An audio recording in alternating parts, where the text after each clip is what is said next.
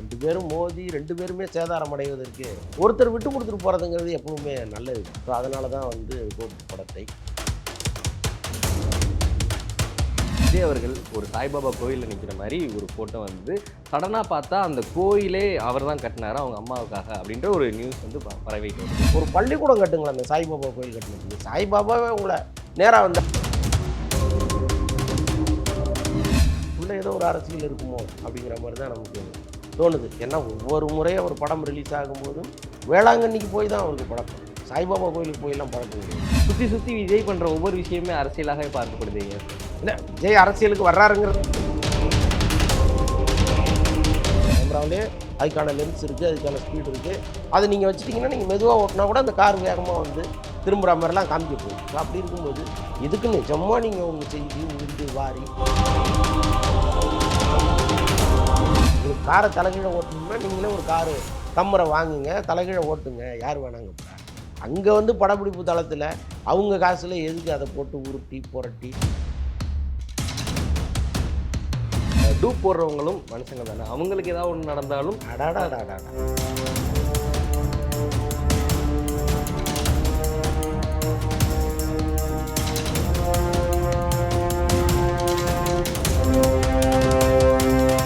Yellow bench நேயர்களுக்கு வணக்கம். இன்று நம்மோடு சினிமா பத்திரிகையாளர் வலைபேச்சு அந்தணன் அவர்கள் இணைந்திருக்கிறார். சினிமா பற்றி பல விஷயங்களை அவர்கிட்ட கேட்டு தெரிஞ்சுக்கலாம். வணக்கம் சார். வணக்கம். நேற்று கோட்டோட ரிலீஸ் தேதியோட ஒரு போஸ்டர் ரிலீஸ் ஆயிருச்சு. ஆக்சுவலாக அது ஆகஸ்ட் இதெல்லாம் ரிலீஸ் ஆகிற மாதிரி சொல்லிட்டு இருந்தாங்க. செப்டம்பருக்கு தள்ளி போகிறதுக்கான காரணம் என்ன சார்? ஆக்சுவலாக ஆகஸ்ட் 15 தான் அவங்க பிளான் பண்ணிக்கிட்டு இருந்தாங்க. திடீர்னு பார்த்தீங்கன்னா புஷ்பா 2 ஆகஸ்ட் 15 அப்படின்னு அனௌன்ஸ் பண்ணிட்டாங்க. பெரிய படம், அது பேன் இண்டியா படம், பெரிய படம். அங்கே தெலுங்கு பக்கத்தில் ஒரு தியேட்டர் கூட நீங்கள் வாங்க முடியாது அந்த தேதியில் ரிலீஸ் பண்ணிங்கன்னா. தெலுங்கில் விஜய்க்கு ஒரு பெரிய மார்க்கெட் இருக்குது, ஒரு கணிசமான வசூல் அங்கே இருக்கும் பொழுது அந்த வசூலை ஏன் கெடுத்துப்பானே அப்படிங்கிற எண்ணம் ஆட்டோமேட்டிக்காக வரும். ஸோ அதனால தான் வந்து கோட்டு படத்தை தள்ளி வச்சுட்டாங்க விநாயகர் சதுர்த்திக்கு. விநாயகர் சதுர்த்திங்கிறது ஒரு கேப், ஒரு 4-5 நாள் லீவ் கண்டினியூஸாக வரும். சரி, ரைட்டு, கரெக்டான டேட்டாக இருக்குது அப்படின்னு சொல்லி அங்கே வர்றாங்க. நல்ல விஷயந்தான். எப்போவுமே வந்து ஒரு ரிலீஸ் டேட்டு கரெக்டாக அமைகிறது தான் ரொம்ப முக்கியம். விஜய் மாதிரி பெரிய ஹீரோக்களுக்கு அது ஒன்றும் அவசியம் இல்லை. அவங்க எப்போ வந்தாலும் அந்த படம் வந்து திருநாளாக கொண்டாடப்படும். ஆனாலும் அந்த விடுமுறைங்கிறது வந்து எல்லா தரப்பு மக்களும் வருவதற்கான ஒரு விடுமுறையாக இருந்ததுன்னா ஒரு அடிஷ்னல் இது தானே. ஸோ அதனால் ரிலீஸ் டேட்டு எப்போவுமே ரொம்ப முக்கியம். விஜய்க்கு இருக்க மார்க்கெட்டுக்கு அவர் வந்து அல்லு அர்ஜுனோட புஷ்பா 2 கம்பேர் பண்ணி தான் இறக்க வேண்டியது இருக்கா சார் இந்த சூழ்நிலையுமே? இல்லை, எப்பவுமே பிஸ்னஸ் தானேங்க. நீங்கள் 2 பேரும் மோதி 2 பேருமே சேதாரம் அடைவதற்கு ஒருத்தர் விட்டு கொடுத்துட்டு போகிறதுங்கிறது எப்பவுமே நல்லது தான். அதில் ஒன்றும் தப்பு இல்லை. ஏன்னா கோடிகளை போட்டு கோடிகளை எடுக்கிற ஒரு பிஸ்னஸாக இருக்குது. ஏதோ மேலேருந்து விழுந்தோம், கொஞ்சம் லேசான சிராய் போட தப்பிச்சிட்டோங்கிற மாதிரிலாம் கிடையாது. இது விழுந்தால் பலத்தை அடி தான். ஸோ அப்படி இருக்கும்போது நம்மளா என் வாலண்டரியாக அதை உருவாக்கிக்கணும் அப்படிங்கிறது தான். பட் அதில் ஒன்றும் தவறு இருக்கிறதா நமக்கு தெரியல. அது நல்ல விஷயம் தான். சமீபத்தில் விஜய் அவர்கள் ஒரு சாய்பாபா கோயிலில் நிற்கிற மாதிரி ஒரு ஃபோட்டோ வந்தது. சடனாக பார்த்தா அந்த கோயிலே அவர் தான் கட்டினார் அவங்க அம்மாவுக்காக அப்படின்ற ஒரு நியூஸ் வந்து பரவிட்டு வருது. ஸோ இந்த சமயத்தில் கோயில் கட்டி கொடுக்க வேண்டிய சூழ்நிலை எதனால் வந்தது? இல்லை, அவங்க அம்மா சாய்பாபா டிவோட்டிங்கிறது நமக்கு ஒரு அவங்க பேசிக்கலாக இந்துங்கிறதுனால நம்ம ஒன்றும் அதில் ஒன்றும் சொல்வதற்கு இல்லை. பட் அவங்க அப்பா வந்து எப்போவுமே ஏசப்பா தான். அவர் திருவண்ணாமலை கோயிலுக்கு போவார், திருப்பதி கோயிலுக்கெல்லாம் போயிருக்கிறாரு. பட் இருந்தாலும் உள்ளுக்குள்ளே அவர் எப்போவுமே ஏசப்பாவை நினைப்பவர் தான். அவர் மகனையும் அப்படி தான் வளர்த்தார். ஒரு கட்டத்துக்கு மேலே அவங்க அம்மா அதை விரும்புகிறாங்கங்கிறதுனால கோயில் கட்டி கொடுக்குறாரு. இப்போ நம்மெல்லாம் என்ன அதிகபட்சம் ஒரு புடவை எடுத்து கொடுப்போம், அவர் கோயில் கட்டி கொடுக்குறாரு அவருக்கு இருக்கிற வசதிக்கு. பட் இருந்தாலும் தேர்தல் நேரத்தில் இப்படி ஒரு விஷயத்தை, இல்லை அவர் அரசியலுக்கு வரப்போகிற இந்த நேரத்தில் ஒரு இந்துக்களுக்கு ஆதரவாக அவர் இருக்கார், எம்மதமும் சம்மதம்னு இருக்கார் அப்படிங்கிறதெல்லாம் நம்ம வெளிப்படையாக பார்க்க முடியல. அதுக்குள்ளே ஏதோ ஒரு அரசியல் இருக்குமோ அப்படிங்கிற மாதிரி தான் நமக்கு தோணுது. ஏன்னா ஒவ்வொரு முறையும் ஒரு படம் ரிலீஸ் ஆகும்போதும் வேளாங்கண்ணிக்கு போய் தான் அவருக்கு பழக்கம். சாய்பாபா கோயிலுக்கு போயெல்லாம் பழக்கம் கிடையாது. அப்போ அப்படி வந்து ஒரு பழக்கத்தை உருவாக்கி வச்சுருந்தவர் இன்றைக்கி திடீர்னு சாய்பாபா பக்கம் திரும்புகிறாருன்னா எல்லா தரப்பு மக்களுடைய ஓட்டும் நமக்கு வேணும்னு நினைக்கிறதுனால கூட இருக்கலாம். திடீர்னு நாளைக்கு எங்கேயாவது தர்காவில் போய் அவர் நிற்கலாம். அந்த மாதிரி ஸ்டில்கள்லாம் வருவதற்கு நிறைய வாய்ப்புகள் இருக்குது. இதுதான் இதை வந்து நம்ம என்னவா பார்க்குறதுன்னு எனக்கே ஒரு பெரிய குழப்பமாக இருக்குது. ஆனால் பொதுவாக நான் பார்க்குறது என்னென்னா, இப்போ இந்த யார் கோயில் கட்டினாலும் அதில் வந்து எனக்கு உடன்பாடு கிடையாது. ஏன்னா கோயில்கள் வேண்டும் அளவுக்கு இங்கே இருக்குது. தெருவுக்கு தெரு கோயில் இருக்குது. கட்டப்பட வேண்டியது பள்ளிக்கூடங்களும் கல்லூரிகளும் தான். அது வியாபார ஸ்தலமா மாறி போச்சு இன்னைக்கு. எங்க போனாலும் காச புடுங்கி சாவடிக்கிறானுங்க மக்கள. ஸோ அப்படிப்பட்ட சூழ்நிலையில ஒரு தரமான கல்வியை ரொம்ப ரொம்ப சொற்ப தொகையில நான் குடுப்பேன் அப்படின்னு விஜய் மாரி ஆட்கள் நினைச்சாங்கன்னா, நிஜமா புண்ணியமா போகும். உங்களுக்கு பேர் கிடைக்குது, புகழ் கிடைக்குது, கைத்தட்டல் கிடைக்குதுங்கிறதெல்லாம் எடுத்து ஓரமா வச்சுருங்க. ஒரு புண்ணியம். ஏன்னா, இன்னைக்கும் நாம வந்து இப்போ வலைபேச்சில வந்து அந்த ஸ்கூல் ஆரம்பிக்கிற டைம்ல பார்த்தீங்கன்னா, ஒரு 50, 60 பேர் உதவி கேட்டு லெட்டர் வரும், மெயில் வரும். சார் இதுமாரி பணம் கட்ட முடியாம கஷ்டப்படுறோம் சார். எங்கேயாவது அரேஞ்ச் பண்ணி குடுங்க சார். ஏதா பண்ணுங்க சார்ன்னு வரும். எங்களால முடிந்த அளவுக்கு ஒரு ஒரு வருஷத்துக்கு ஒரு 20 பேரையாவது, 25 பேரையாவது நாங்க படிக்க வைக்கிறோம். படிக்க வைக்கிறோம்னா, முழுக்க முழுக்க நாங்க செலவு பண்ணி இல்ல. திடீர்னு லாரன்ஸ் கிட்ட சார் இதுமாரி ரொம்ப கஷ்டப்படுறாங்க. ஃபீஸ் கட்டுங்க சார். காலேஜுக்குன்னா கட்டுவாரு. சமுத்திரக்கனி கட்டுவாரு. ஜிவி பிரகாஷ் கட்டுவாரு. அந்த மாரி யார் கொஞ்சம் அந்த நல்ல மனசு உள்ளவங்க இருக்காங்களோ, அவங்களுக்கு அத ஃபார்வர்ட் பண்ணிவிடுவோம். அதேமாரி வெளிநாட்டில இருக்கிற நெறைய நண்பர்கள், யுஎஸ்லேருந்து சுபாஷ்னு ஒரு நண்பர். கடந்த 4 வருஷமா ஒரு ஒரு 10 பேருக்கு மேல படிக்க வச்சுட்டு இருக்காரு வலைபேச்சு மூலமா. ஸோ இதெல்லாம் பண்றாங்க. இப்ப நம்ம தகுதிக்கு ஏற்ப இப்ப நமக்கு ஒண்ணும் பெரிய ஆள்லாம் நம்ம கிடையாது. நம்மளே வந்து ஒரு 20, 30 பேர வந்து படிக்க வைக்கிறோம் அப்படின்னா, விஜய் மாதிரி 200 கோடி சம்பளம் வாங்குறவரு, ஒரு அழகா ஒரு ஸ்கூல் கட்டலாமே! கட்டி ரொம்ப வறுமை கோட்டுக்கு கீழ இருக்கிறவங்க, தரமான கல்வி. இப்ப எப்படி வந்து ஒரு பிரைவேட் ஸ்கூலு கம்ப்யூட்டர் எல்லாம் வச்சு அப்படி ஒரு ஒரு பிரமாதமான மேல்நாட்டு தரத்தோட ஒரு ஸ்கூல் நடத்துகிறாங்களோ அதுமாரி நான் ஒன்று நடத்துகிறேன். அங்கே படிக்கிற பிள்ளைகள்லாம் ரொம்ப ஏழ்மை நிலையில் உள்ளவங்க அப்படின்னு ஒரு பள்ளிக்கூடம் கட்டுங்களேன். அந்த சாய்பாபா கோயில் கட்டினதுக்கு சாய்பாபாவே உங்களை நேராக வந்து ஆசீர்வாதம் பண்ணுவார். எதுக்கு இந்த கோயிலை கட்டிக்கிட்டு அவ்வளோ செலவு பண்ணிக்கிட்டுங்கிறது தான் நம்முடைய கேள்வி. நாட் ஒன்லி விஜய்க்கு மட்டும் இல்லை, யாரெல்லாம் கோயில் கட்டுகிறார்களோ எல்லாருக்கும் நான் அதுதான் கேட்குறேன். நீங்கள் அப்படி ஒன்றும் நீங்கள் கடவுள் தான் உங்களுக்கு செய்யணுமே தவிர நீங்கள் கடவுளுக்கு செய்ய வேண்டிய அவசியம் இல்லை. அவரா பார்த்துப்பாரு. இங்கே இருக்கிற பல்லாயிரக்கணக்கான கோயில்களுக்கு விளக்கேத்த கூட வழி இல்லாம இருக்கு. ஸோ அத நீங்க பண்ணலாம். அத விட்டுப்புட்டு நான் தனித்தனியா கோயில் கட்டுவோம், கோயில் கட்டுவோம்னு கோடிக்கணக்கில கொண்டு போய் கொட்டுறானுங்க. அதுதான் நமக்கு வருத்தமா இருக்கு. நீங்க நல்ல கல்வி கூடங்களையும், நல்ல மருத்துவமனைகளையும் கட்டுங்க. எந்த ஹாஸ்பிட்டலுக்கு போனாலும் உங்கள சாதாரண ஜுரம்னு போனீங்கன்னா ரூ. 10,000 புடுங்காம அனுப்புறதில்ல. அந்த டெஸ்ட், இந்த டெஸ்ட்ன்னு போட்டு சாவடிச்சுடுறானுங்க. அப்ப எந்த வியாபார நோக்கமும் இல்லாமல் ஒரு மருத்துவமனை நான் வைக்கிறேன். மாவட்டந்தோறும் ஒரு மருத்துவமனை. விஜயகாந்த் பண்ணாருங்க. விஜயகாந்த் வந்து அரசியல் எண்ணம்லாம் இல்லாத காலத்திலேயே, அவர் வீட்டுக்கு பக்கத்தில ஒரு மருத்துவமனைய உருவாக்கி, அங்க நீங்க யார் போனாலும் இலவச மாத்திரைகள், இலவச மருத்துவம் பண்ணிட்டே இருந்தார். ரொம்ப வருஷம் பண்ணிட்டு இருந்தாரு விஜயகாந்த். அவர் அரசியலுக்கு வந்து அவர் கல்யாணம் பண்ண பிறகு தான் அது காலியாச்சு. அந்த இடத்தையே காலி பண்ணி விட்டாங்க. அது என்னன்னா, ஒரு மனுஷன் உள்ளார்ந்து ஒரு வேலைய செய்யணும். அது உருப்படியா செய்யணும். அதுதான். பக்தி இருக்க வேண்டியதுதான். உங்கள நீங்க சாமி கும்பிடாதீங்கலாம் நம்ம சொல்ல போறதில்ல. அவங்க அம்மாவுடைய கனவு ஒரு கோயில் கட்டணும்னு இருந்தா கூட, அவங்க அம்மாவுக்கு எடுத்து சொல்லலாம். "அம்மா ஏம்மா வெட்டியா? ஒரு ஸ்கூல் கட்டுவோம். அங்க ஒரு சின்னதா ஒரு ஓரமா ஒரு சாய்பாபா கோயில் கூட வச்சுக்கம்மா." அப்படின்னு ஏதாவது சொல்லலாம். அதுதானே சரியா இருக்கும். Okay sir. ஆனா இந்த கோயில் கட்டுன ப்ராசஸ்ன்றது ரொம்ப நாட்களாவே நடந்திருக்கணும் கண்டிப்பா. ஏன்னா இப்ப சடனா நடந்திருக்க போறதில்ல. ஆனா இந்த ஒரு ஃபோட்டோ வருது. அதுக்கப்புறம் கும்பாபிஷேகமோட ஃபோட்டோ வருது. திடீர்னு இந்த கோயில் கட்டினதே இவர் தான் அப்படின்ற ஒரு தகவல் வருது. இது பர்ட்டிகுலரா தேர்தல் சமயத்துல ரிலீஸ் பண்ணணும்னே இந்த நியூஸ ரிலீஸ் பண்ண மாரி இருக்குது அப்படின்னு சொல்லி ஒரு பக்கம் பேசிட்டு இருக்காங்க. அதே மாரி இப்ப கோட் ரிலீஸ் அப்ப கூட நார்மலா ரிலீஸ் பண்ணாம ரம்ஜான் தேதியில் விநாயகர் சதுர்த்தியில் வருகிற அனௌன்ஸ்மென்ட் அப்படின்னு சொல்லி வெங்கட் பிரபு போடுறாரு. ஸோ சுத்தி சுத்தி விஜய் பண்ற ஒவ்வொரு விஷயமுமே அரசியலாகவே பார்க்கப்படுது ஏன் சார்? இல்ல விஜய் அரசியலுக்கு வர்றாருங்கிறதுனால அது அப்படி பார்க்கப்படுது. நம்ம அப்படிதான் அத எடுத்துக்கணும். இதுக்கு முன்னாடி வந்து அறிவிப்புகள் வரலையா? ஏதோ ஒரு ஃபெஸ்டிவல் டைம்ல தானே வருது. தீபாவளியோ, பொங்கலோ, விஜய் படம் வரும்பொழுது, அப்ப நம்ம அதுக்கு எதுவும் கருத்தெல்லாம் சொல்லல. இப்படி நம்ம பார்க்கலல்ல. அதனால அந்த மாரி தான் இதையும் பார்க்கணும். இதுக்கு வந்து நம்ம ரம்ஜான்ல அறிவிச்சு, பிள்ளையார் சதுர்த்தியில வருதுன்னுலாம் எல்லாத்துக்கும் நம்ம அத வந்து அந்த கருத்த அப்படி எடுத்துட்டு போ முடியாது. பட்டு இந்த விஷயத்தை பொறுத்த அளவுக்கு அவர் ஒரு கோயில் கட்டுகிறாருங்கிறதே ரொம்ப ரகசியமா இருந்திருக்கு. ஏன்னா, இந்த கோயில திடீர்னு ஒரு நாள்ல கட்டிட்டு வந்திருக்க முடியாது. அப்போ கிட்டத்தட்ட 2, 3 வருஷமா அந்த ப்ராசஸ் நடந்திருக்கும். அது எப்படி மக்களுக்கு வெளியில தெரியாம போச்சு அப்படின்னு தெரியல. அது விஜய்க்கு சொந்தமான இடம்ங்கிறதே தெரியாம இருந்திருக்கு. விஜய்க்கு சொந்தமான இடம்னு தெரிஞ்சிருந்தா கூட, அடடா! விஜய் தான் கட்டுறாருங்கிற ஒரு புரளி வெளியில வந்திருக்கும். அல்லது ஒரு அவங்க அம்மா கட்டுறாங்க, அப்பா கட்டுறாரு, ஏதோ ஒண்ணு வெளியில வந்திருக்கும். பட் அது விஜய்க்கு சொந்தமான இடம்னே பல பேருக்கு தெரியாம இருந்திருக்கு. இப்ப எல்லாம் ஃபினிஷ் ஆகி விஜய் அங்க போய் நின்னு ஒரு ஃபோட்டோ எடுக்கும்போது தான், அடடா! நான் கூட அது முதல்ல துபாய் போயிருந்தாரு விஜய். அங்கேருந்து தான் லண்டன் போய் இதுக்கு போனார் ரஷ்யாவுக்கு. ஸோ அப்போ அங்கே கோயிலுக்கு யாரோ கூட்டு போயிருப்பாங்க போல இருக்கு அப்படின்னு நான் நினச்சேன். அதுக்கப்புறம் பார்த்தா அந்த ஸ்டைலெல்லாம் பார்க்கும்போது இந்த கோயில் அந்த அந்த ஃபோட்டோவை பார்க்கும்போது கொஞ்சம் ஷிர்டி கோயிலை ஒட்டி இருந்துச்சு. பட் ஷிர்டியும் அதுவும் செக் பண்ணி பார்க்கும்போது ஒன்றா இல்லை, கொஞ்சம் லேசான ரிசம்பளன்ஸ் தான் இருந்துச்சு. அப்போ இது எங்கே எடுத்தது அப்படிங்கிற ஒரு டவுட்லேயே இருக்கும்போது தான் அவங்க அம்மா வந்து ஒரு பேட்டி கொடுக்குறாங்க, எனக்காக என் பையன் கட்டி கொடுத்தது அப்படின்னு. பட் அவங்க அம்மாவுக்கு நிறைய கனவுகள் இருக்குது. இப்போ அவங்க நினச்ச உடனே போய் அவங்க பையனை பார்த்துட முடியாது. அவங்களே அப்பாயின்மெண்ட் வாங்கிட்டு தான் நீலாங்கரைக்கு போகணும். திடீர்னு போய் நிற்க முடியாது. அப்படி தான் அவங்க அம்மாவை அவர் வச்சிருக்கிறாரு. அப்போ நீங்கள் கோயில் கட்டி கொடுக்கறது சரியா, நினச்ச நேரத்துக்கெல்லாம் அவங்க அம்மா வர்றது சரியா? அப்படி தானே நீங்கள் ஒரு அம்மாவுக்கு மரியாதை கொடுக்கணும், அம்மாவை அந்த இடத்துல வச்சுருக்கணும். அம்மாவுக்கு கோயில் கட்டி கொடுக்குறதெல்லாம் பெரிய விஷயமே கிடையாது. நீங்கள் அதை விட அவங்கள எங்கே நீங்கள் வச்சுருக்கீங்கிறது தான் ரொம்ப முக்கியமான விஷயம். கோட் படத்துல வெங்கட் பிரபு அவர்கள் ஒரு கேமியோ பண்றாரு அப்படின்ற ஒரு தகவல் வந்தது. அது உண்மையா சார்? அது இருக்கலாம். அது ஏற்கனவே அவர் நடித்த படங்கள் எல்லாம் சும்மா லேசாக தலையை காட்டுவார். ஸோ அது மாதிரி இருக்கலாம்.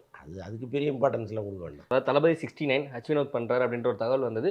அது சன் பிக்சர்ஸ் பண்றாங்களா இல்ல ஏஜிஎஸ் பண்றாங்களா அப்படின்ற ஒரு குழப்பத்துல இருக்காங்க அப்படின்ற மாதிரி ஒரு தகவல் வருது. சன் பிக்சர்ஸ் பண்றதுக்கு வாய்ப்புகள் இருக்கா சார்? சன் பிக்சர்ஸ் பண்ணுவதற்கு வாய்ப்புகள் இருக்குது. ஏன்னா சன் பிக்சர்ஸ் ஏற்கனவே விஜய்கிட்ட டேட்டு கேட்டு அவர் கொடுக்கல. அதுக்கப்புறம் தான் அவங்க ரஜினி ஃபங்க்ஷன்லலாம் அவர் கொஞ்சம் விஜயை கொஞ்சம் கீழே இறக்கி பேசினதே அதன் காரணமாக தான். என்னடா நம்ம டேட்டுக்கு விட்டு அவர் கொடுக்கலையே அப்படிங்கிறது தான் ஒரு காரணமாக இருந்துச்சு. பட் இன்றைக்கி விஜயை வச்சு படம் எடுக்கிற அளவுக்கு பெரிய தயாரிப்பாளர்கள் இங்கே கிடையாது. ஏன்னா அவர் ஒரு 200 கோடிக்கு மேலே இன்னைக்கு கேட்க ஆரம்பிச்சிட்டாரு. அவருக்கு வந்து இப்போ இந்த மைத்ரி மூவி மேக்கர்ஸ் உள்ளே வந்து, மைத்ரி மூவி மேக்கர்ஸ் இல்லை, இந்த இவங்க RRR ப்ரொடியூசர்ஸ், அவங்க உள்ளே வந்து இவருக்கும் அவருக்கும் ஒரு சின்ன இதில் வந்து இவரே போங்கன்னு சொல்லிட்டாரு. இப்போ அந்த அளவுக்கு வெயிட்டான ஒரு தயாரிப்பாளர் இங்கே யாரும் இருக்காங்களான்னா இல்லை. ஆமாம், சன் பிக்சர்ஸ் தான் இருக்காங்க. இன்னொன்று, இன்றைக்கி ஒரு அரசியல் கட்சி ஆரம்பிக்க போகிறாரு. இந்த நேரத்தில் இந்த படத்தை நீங்கள் எடுத்துட்டு ரிலீஸ் நேரத்தில் நினச்ச மாதிரி பண்ண முடியுமாங்கிற சந்தேகம் எல்லாருக்குமே வரும். இப்போ ஒரு தானுவே வந்து விஜய் டேட்டு கொடுக்குறாருன்னு வைங்களேன், எடுத்துடுறாரு. இந்த படம் எப்போ வரும்னா, விஜய் கட்சி ஆரம்பித்து அந்த பரபரப்பாக போகிற நேரத்தில் இந்த படம் வரும். அப்போ அந்த படம் இடையூறு இல்லாமல் வரணும். அன்றைக்கி ஆளுங்கட்சி அதிமுக இருக்கும். அவங்க வந்து இந்த படத்தை எப்படி ஃப்ரீயாக ஹேண்டில் பண்ணுவாங்கன்னு ஒன்று இருக்குது. ஸோ இவ்வளவு பிரச்சனைகளையும் யோசிச்சுட்டு பல பேர் படத்தை எடுக்கிறதுக்கு முன் வர மாட்டாங்க. தானுவாகட்டும் அல்லது மற்ற சத்யஜித் தியாகராஜ் ஆகட்டும் அல்லது இன்னும் வேறு யாராவது. லைக்காவுக்கெல்லாம் போகிறதுக்கு வாய்ப்பு இல்லை. ஏன்னா கத்திக்கு பிறகு அவர் அந்த பக்கமே போகலை. அது என்ன காரணம்னு தெரியல. திரும்பவும் வந்து ஏஜிஎஸ் பண்ண முடியாது. ஏன்னா பேக் டு பேக்கு ஒரு பெரிய படம் பண்ணுறதுங்கிறது கொஞ்சம் இந்த படத்துலேயே பெரிய டென்ஷனில் இருக்காங்க அவங்க. செலவு வந்து அப்படி அறுத்துக்கிட்டு போகுது அப்படிங்கிறாங்க. அவ்வளோ செலவு பண்ணி தான் அந்த படத்தை எடுத்துக்கிட்டு இருக்காங்க. எதிர்பார்த்த அளவுக்கு அவங்க பிஸ்னஸ் பண்ண முடியுமான்னா பல இடங்களில் ஆட்டோமேட்டிக்காக சில கட்டைகளை விழுந்துருது. இப்போ அந்த ஓடிடி ஹிந்தி மார்க்கெட்லாம் எல்லா படங்களுக்குமே டவுன் ஆகி போச்சு. ஸோ அந்த நேரத்தில் தான் இந்த படம் வருது. அதுலேயே அவங்களுக்கு கொஞ்சம் ஒரு 25 கோடி லாஸ் ஓடிடிலேயே. ஸோ அந்த மாதிரிலாம் லியோ 125 கோடிக்கு விற்றுட்டு இதை 100 கோடிக்கு தான் விற்றுருக்காங்க. ஸோ அந்த மாதிரி பிரச்சனைகள்லாம் இருக்குது. ஸோ அதனால் பேக் டு பேக் அவங்க வருவாங்களாங்கிற டவுட்டும் இருக்குது. ஸோ இவ்வளவு பிரச்சனைகளுக்கு நடுவில் பளிச்சுன்னு தெரிகிறது சன் பிக்சர்ஸ் தான். இல்லைனா விஜயே சொந்த படம் எடுக்கணும், ஜெகதீஷை இதாக போட்டு, இல்லைனா லலித் எடுக்கணும். கிட்டத்தட்ட ரெண்டும் ஒன்று தான். லலித் எடுத்தாலும் சரி, ஜெகதீஷ் எடுத்தாலும் சரி, சொந்த படம் தானே விஜய்க்கு. முழுக்க அரசியல் கலந்த படமாக தான் இது வரப்போகுது அப்படின்றது பார்க்கும்போது தெரியுது. எப்படி விஜய் அவரோட கொள்கையை வெளிப்படுத்துகிற மாதிரி அந்த படங்கள் இருக்க போகுதா சார் இந்த படம்? இல்லை, அப்படி இருக்கிறது தான் சரியாக இருக்கும். எப்போவுமே வந்து நீங்கள் தனித்தனியாக வீடு வீடாக போய் ஒரு கொள்கையை சொல்கிறத விட ஒரு படத்தில் சொல்கிறதுங்கிறது ரொம்ப ஈஸியாக போய் ரீச் ஆகிடும். ஸோ அதனால் வந்து விஜயும் அந்த முடிவு தான் எடுப்பார். ஹச் வினோத் எந்த அளவுக்கு அதுக்கு வளைஞ்சு கொடுப்பாருன்னு ஒன்று இருக்குது. ஏன்னா கதைக்கு தாண்டி அதை தனியாக துருத்திக்கிட்டு இருக்கிற மாதிரி ஒரு விஷயத்தை அவர் பண்ண மாட்டார். என்ன தான் நீங்கள் அரசியல் கட்சி ஆரம்பித்தாலும் உங்களுடைய கொள்கை பரப்பு செயலாளராக ஹச் வினோத் நிச்சயமாக இருக்க மாட்டார். அதில் வந்து மேலோட்டமாக என்ன சொல்ல முடியுமோ அந்த லெவல் வரைக்கும் தான் அவர் சொல்லுவார். ஸோ அதெல்லாம் இருக்குது. ரொம்ப பிகினிங் ஸ்டேஜுங்கிறதுனால ஒன்றும் தெரியல என்னன்னு. Okay sir. ஒரு வாரத்துக்கு முன்னாடி நீங்கள் ஒரு ட்வீட் போட்டிருங்க, ஒரு வீடியோ ட்வீட். விடாமுயற்சியோட அந்த ஸ்டண்ட் ரிலீஸை ஃபஸ்ட் லுக்கை எப்படி வேணால் கொடுக்கலாம். ஒரு ஃபஸ்ட் லுக்காக விட்டுருக்கலாம், ஒரு அனௌன்ஸ்மெண்ட் அப்டேட்டை வந்து ஒரு ஃபஸ்ட் லுக்காக விட்டுருக்கலாம், ஒரு டீசராக விட்டுருக்கலாம். பட் இந்த வீடியோ விட்டது வந்து விடாமுயற்சி குழு மேலே நீங்கள் ஒரு விமர்சனம் வைக்கிறீங்க. ஸோ அந்த விமர்சனத்துக்கு அப்புறம் உங்களுக்கு நிறையா கான்ட்ரவர்சியான விஷயங்கள் நடந்தது. அந்த விமர்சனம் வைக்க காரணம் என்ன சார்? எனக்கு ஒரு காரணமும் கிடையாதுங்க. நமக்கு அஞ்சுத்துக்கு நான் தனிப்பட்ட வாக்கிய தயாராகிறேன், அதெல்லாம் ஒன்றுமே கிடையாது. எப்போவுமே வந்து அவரை பாராட்டி தான் நான் பேசியிருக்கேன். பல வீடியோக்கள் நீங்கள் தேடி பார்த்தீங்கன்னா விஜய் அவ்வளோ, அஜித்தை அவ்வளோ ப்ரைஸ் பண்ணி நம்ம பேசியிருக்கோம். அதனால் நமக்கு என்னென்னா இதில் உடன்பாடு இல்லாமல் நம்ம கருத்தை வந்து வைக்கிறோம். எதுக்கு நீங்கள் இவ்வளோ சிரமப்பட்டு ஒன்று பண்ணணும்? தேவையே இல்லையே. இன்றைக்கி எல்லாமே சுலபமாகி போச்சு. நீங்கள் காரை கூட வேகமாக ஓட்டிகிட்டு வந்து நிறுத்த வேண்டாம். அதே கேமராவிலே நீங்கள் சரி பண்ணிக்கலாம். கேமராவிலே அதுக்கான லென்ஸ் இருக்குது, அதுக்கான ஸ்பீடு இருக்குது. அதை நீங்கள் வச்சுட்டிங்கன்னா நீங்கள் மெதுவாக ஓட்டினா கூட அந்த கார் வேகமாக வந்து திரும்புகிற மாதிரிலாம் காமிக்க போகுது. ஸோ அப்படி இருக்கும்போது இதுக்கு நிஜமாக நீங்கள் ஒன்று செஞ்சு உழுந்து வாரி ஏதோ நான் இருந்ததுண்ணே உங்களுக்கு ஒரு அடங்காத ஆசை இருக்குது. நீங்கள் காலில் 10 எலும்பு உடஞ்சா கூட உங்களுக்கு பிரச்சனையே கிடையாது. நீங்கள் ஒரு 10 மாதம் படுத்து இருந்துட்டு ஏந்துச்சு வந்துடுவீங்க. பக்கத்தில் ஆரவன்னு ஒரு அப்பாவி மனுஷன் அவர் எதுக்கு கடந்து உங்களோட சாகணும்? ஸோ அதுதான் நம்ம கேள்வியாக இருக்குது. நீங்கள் தனிப்பட்ட முறையில் என்ன சாகசங்கள் வேணாலும் செய்யுங்க, அது உங்களுடைய உரிமை. அது படப்பிடிப்பில் பண்ணாதீங்கிறது தான். தயாரிப்பாளர் காசுல ஏன் அதை பண்ணுறீங்க? உங்களுக்கு காரை தலைகீழ ஓட்டணும்னா நீங்களே ஒரு காரு ஹம்மரை வாங்குங்க, தலைகீழ ஓட்டுங்க, யார் வேணாங்க போகிறா? அங்கே வந்து படப்பிடிப்பு தளத்தில் அவங்க காசுல எதுக்கு அதை போட்டு உருட்டி புரட்டி நீங்களும் அடிபட்டு கூட வந்தவங்களையும் அடிபட வச்சு அந்த ஸ்பாட்டே எவ்வளோ டென்ஷனாக இருக்கும் யோசிச்சு பாருங்களேன். அது தேவையான்னு கேட்குறேன். இங்கே என்ன வசதிகள் இருக்கோ அந்த வசதிகளோடு ஒரு ஆக்ஷன் படத்தை எடுங்களேன். அதைத்தான் நம்ம திரும்ப திரும்ப சொல்கிறோம். நமக்கு அவருக்கு என்ன இருக்குது? இப்ப அவர் வந்து இந்த விஷயத்த நம்ம சொன்னாலுமே சார், டூப் போடுறவங்களும் மனுஷங்க தானே. அவங்களுக்கு ஏதாவது ஒண்ணு நடந்தாலும் அடாடாடாடாடா என்ன பெரிய மனசு! ஏன் டூப் போடுறவனுக்கு குடும்பம் கிடையாதா? கேஸ் விலை ஏறலையா? அவனுக்கு மளிகை பொருள் வாங்கணுமா? அப்போ அவனுக்கு ஒரு வாய்ப்பு கொடுத்தா தானே அவன் அதை வாங்குவான். இப்போ நானே எல்லாம் பண்ணிடுறேன்னா அப்போ அவனுக்கு வேலை வாய்ப்பு. அப்போ உங்கள் பாயிண்ட் ஆஃப் வியூவிலே பார்க்குறேன். டூப்பும் மனுஷன் தானேன்னு நினச்சா அதே டூப்புக்கும் குடும்பம் இருக்குல்ல, அவனுக்கு ஒரு வாய்ப்பு கொடுங்க. அவன் சம்பாரிச்சுட்டு போகட்டும். அதுதானே. அப்போ போலித்தனமான ஒரு விஷயம். ஒரு விஷயத்தை சமாளிக்கிறதுக்காக நீங்கள் சொல்லுவது தான் இதெல்லாம். வேறு ஒன்றுமே கிடையாது. அப்போ அந்த அளவுக்கு வந்து இன்னொருத்தனை மதிக்கிறவரா அஜித்து? அப்போ அவரை வச்சு படம் எடுத்த சோழா பொண்ணுறாங்க இன்னைக்கு கஷ்டப்படுறாரு. அஜித்தை அறிமுகப்படுத்தினவர். என்னை அறிமுகப்படுத்தின தயாரிப்பாளர் கஷ்டப்படுறாரு, நான் படம் தரேன் சொல்லுங்களேன். அதுதானே மனிதாபிமானம். அதை விட்டுட்டு ஐயோ ஒரு டூப்பு அவரு கீழே விழுந்தா இன்னும் கீழே விழுந்தா நீங்கள் செலவு பண்ணுங்க. ஏதோ ஆரவுக்கு 30 லட்சம் ரூபாய்க்கு பைக் வாங்கி கொடுத்ததா ஓட்டிகிட்டு இருக்கானுங்க. அவர் ஏதோ ஒரு சொந்தமாக ஒரு பைக் வாங்கி நின்று ஃபோட்டோ எடுத்துருப்பார் போல் இருக்குது. இது அஜித் வாங்கி கொடுத்ததுன்ட்டான். ஒரு ஆரவுக்கு 30 லட்ச ரூபா கொடுக்குற நீங்கள் ஒரு டூப்பை உட்கார வச்சு அவனுக்கு 10,000 ரூபா கொடுங்க, என்ன இப்போ கஷ்டம் வாழ்ந்துட்டு போகிறான். அதுதான் நமக்கு இது. சும்மா அதை மெழுகிறதுக்காக ஒரு ஒரு பதிலை போடுறது, வேற ஒன்றும் கிடையாது. அவ்வளோ பெரிய மனுஷன்லாம் அஜித்து கிடையாது. ஒரு பக்கம் அஜித் அவர்கள் இந்த மாதிரி ரிஸ்க் எடுக்கிறாரு. அது நீங்க சொன்ன மாரி ஒரு பக்கம் வச்சுட்டாலும், இன்னொரு பக்கம் வலிமையாகட்டும், இந்த படமாகட்டும், இந்த ஸ்டண்ட் காட்சியில அவர் வந்து இந்த மாரி ரிஸ்க் எடுக்கிறாரு அப்படின்றத ஒரு வியாபார யுக்திக்காக பயன்படுத்துறாங்க அப்படின்னு சொல்லி மற்ற ரசிகர்கள் ஒரு விமர்சனம் வைக்கிறாங்க. அதை நீங்க எந்த அளவுக்கு உண்மைன்னு ஒத்துக்கிறீங்களா? இல்லை வியாபார யுக்தின்னு நான் சொல்ல முடியாது.